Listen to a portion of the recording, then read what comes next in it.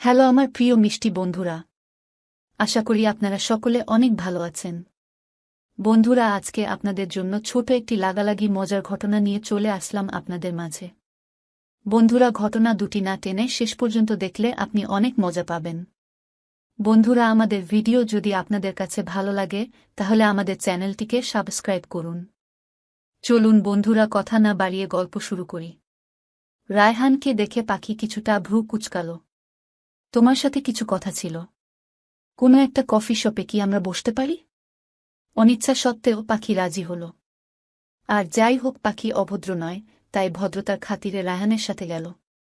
Coffee শপে বসে রায়হান 2টা কোল্ড কফি অর্ডার করল। পাখিকে জিজ্ঞেস করল, আর কিছু খাবে নাকি? পাখি না সূচক মাথা নাড়ল। আমার একটু তাড়া আছে ভাইয়া। কি বলবেন, তাড়াতাড়ি বললে ভালো হতো। রায়হান ও ভনিতা না করে শুরু করল।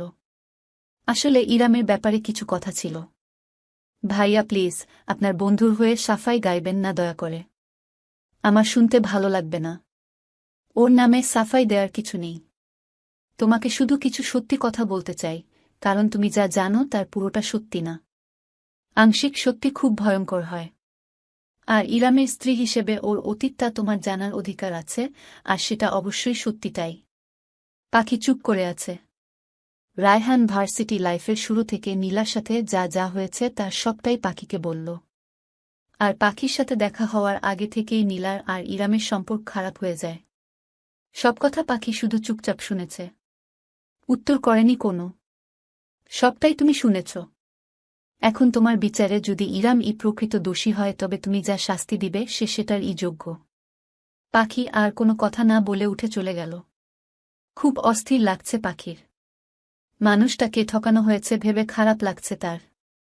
আবার এটা ভেবে রাগ লাগছে তার সাথেও তো খারাপ হয়েছে। পাপ তো একটা উনি করেছে। পাখির দিন ঠিকঠাক চলে গেলেও কোথাও যেন একটা ফাঁকা রয়েই যাচ্ছে।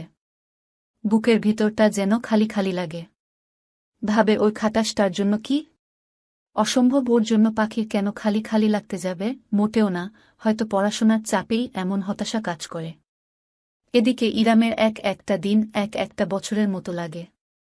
শুধু দিন গুনছে কবে দেশে ফিরবে। তার প্রাণ পাখিটা যে ওখানেই রয়ে গেছে। কত শত ফোন মেসেজ যে করে রেখেছে তার কোনো রিপ্লাই নেই। দেখতে দেখতে 5 মাস কেটে গেছে। প্রতিদিনের মতো পাখি কলেজ থেকে এসে ফ্রেশ হয়ে খেতে বসেছে। মমতাজ বেগম পাখির পাশে বসে মিটিমিটি হাসতে। উনার আচরণ পাখির বোধগম্য হল না। তাই জিজ্ঞেস করে, কি আন্টি, তোমায় কি জিন ভূতে আছর করেছে নাকি? রহিমা খালাও হাসছে। কিছুই বুঝতে পারছে না পাখি। মমতাজ বেগম, ঘুমাবি? মাথা ধরেছে খুব। যা ঘুমা, বলেই উনি হাসতে শুরু করেছে। সত্যি করে বলো তো, তোমার কি হয়েছে আন্টি? পাগল টাগল হয়ে গেলে নাকি? আচ্ছা, তোমার কি শরীর খারাপ করেছে? বলেই উনার কপালে হাত দেয়। ডাক্তার বউ বিয়ে করিয়েও জ্বালা বুঝলে রহিমা একটু খুশি থাকলেও ভাবে অসুখ করেছে। বলেই আবার দুজন হাসতে শুরু করে। বোকা আন্টিটা আমার, বলে মমতাজ বেগমের গলা জড়িয়ে গালে একটা চুমু দিয়ে নিজের ঘরে চলে যায়। ওর রুমে গিয়ে পাখি শুয়ে পড়ে আর কিছুক্ষণের মাঝেই ঘুমের রাজ্যে পাড়ি জমায়।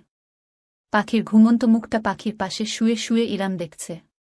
কতটা নিষ্পাপ, কতটা পবিত্র তুমি। খুব করে তোমায় ছুঁয়ে দিতে ইচ্ছে করছে। ঘুমের মাঝে তোমায় আরও বেশি মায়াবী লাগছে।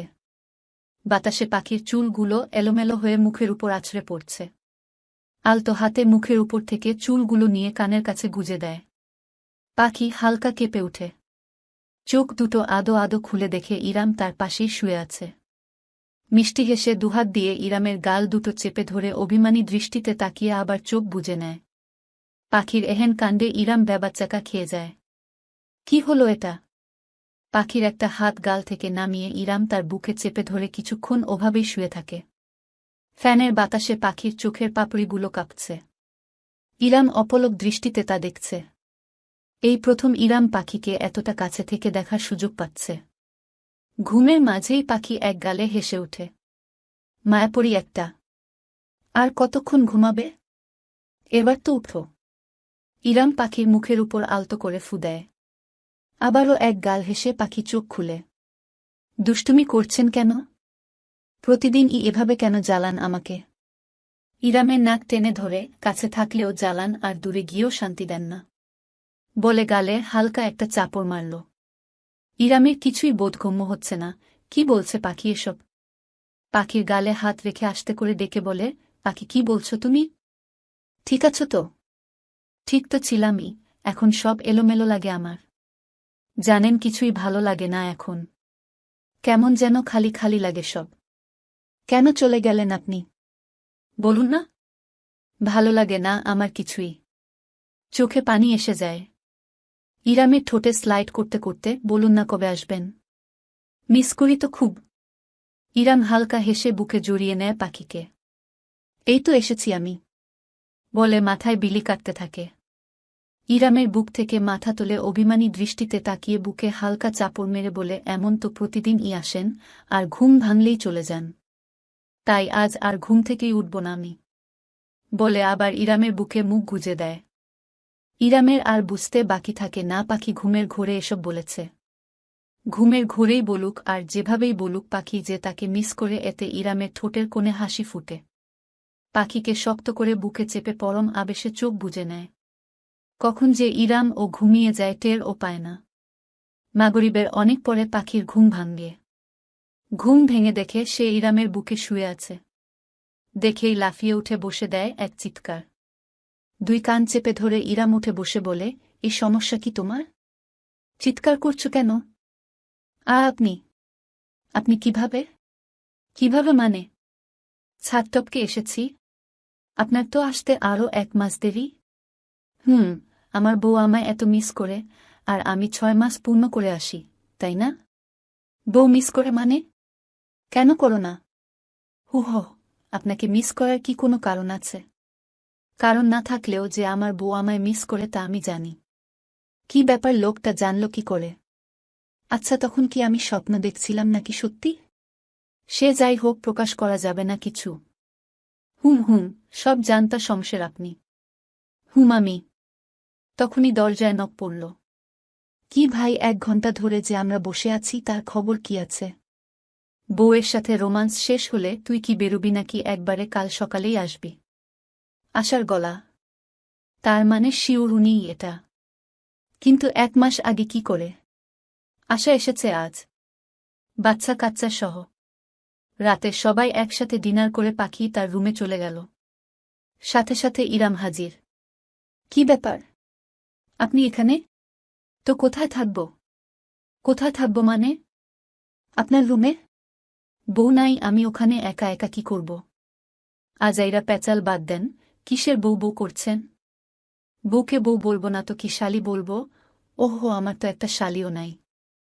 ওকে একবার বউ বলবো, একবার শালি বলবো। চলবে? কি বাজে বকছেন? যান তো এখান থেকে। অফ যান বললে। জানটাই ঠান্ডা হয়ে গেছে আমার। বুকে হাত দিয়ে। আপনি কি লন্ডন থেকে পাগল হয়ে এসেছেন? গিয়ে পাগল হয়ে গেছি। বউয়ের বিরহে পাগল। আবার বাজে বকছেন। যান এই ঘর থেকে। যেতেই তো চাইছি। চলো। আমি কেন যাব? তুমি কেন যাবে মানে? এটা তোমার ঘর না। আমার ঘরই তোমার ঘর। আপনার ঘর আমার ঘর। মনে নেই প্রথম দিনের কথা? ইরামের মন খারাপ হয়ে যায়। পাখির কাছে এসে যেই না হাত ধরতে নেই, পাখি চেঁচিয়ে উঠে, এই একদম না। চোখ রাঙিয়ে। ওকে, চলো তো এবার। ভয় পেয়ে দুপা পিছিয়ে। অসম্ভব যাব না আমি। পড়া আছে আমার, জান বলছি বলে ধাক্কা দিয়ে বের করে দরজা লাগিয়ে দেয়। ইরাম গাল ফুলিয়ে কিছুক্ষণ দাঁড়িয়ে থেকে নিজের রুমে চলে যায়। আশা সব দেখে। কিছুক্ষণ পরে এসে পাখির রুমের দরজা ধাক্কাতে পাখি চেঁচিয়ে বলে, আবার এসেছেন? বের না করে দিলাম। আমি আশা, দরজা খুলো। ওহ, খুলছি। জিহবায় কামড় দিয়ে। দরজা খুলে পাখির চোখ কপালে। আশা বালিশপত্র নিয়ে হাজির। কি ব্যাপার ছোট আপা, তুমি বালিশ নিয়ে কই যাও? ঘুমাবো এখানে, তুমি ভাইয়ের ঘরে যাও তো পাখি। কিন্তু আপা। ওহ, এখন বাপের বাড়ি এসে একটু আরামে ঘুমাতেও পারব না, তবে যাই, তবে আম্মার রুমের ফ্লোরে গিয়েই ঘুমাই। মেকি রাগ দেখিয়ে। এই না আপা, তুমি এখানেই ঘুমাবে। আমি যাচ্ছি বলে ল্যাপটপটা নিয়ে বেরিয়ে যায়। আশা মুচকি হাসে। পাখি ইরামের রুমে ঢুকে ঘটঘট করে বেলকনিতে চলে যায়। তা দেখে ইরাম মুচকি হাসে। পাখি তবে ফাঁদে পা দিলে।